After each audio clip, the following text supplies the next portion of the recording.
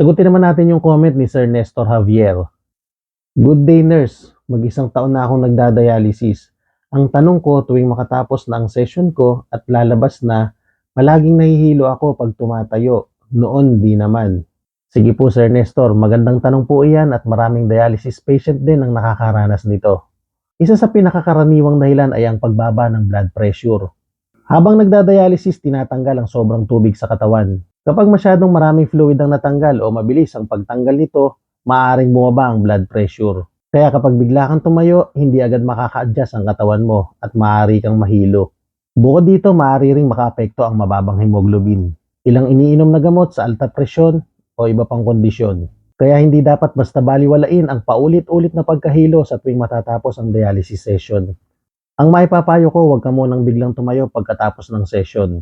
Umupo muna ng ilang minuto, pagkatapos ay dahan-dahan kang tumayo. At higit sa lahat, sabihin ito sa iyong dialysis nurse at nephrologist para ma-check kung kailangan bang i-adjust ang iyong dry weight, ultrafiltration o iba pang bahagi ng inyong gamutan. Tandaan, ang pagkahilo pagkatapos ng dialysis session ay hindi normal na dapat tiisin.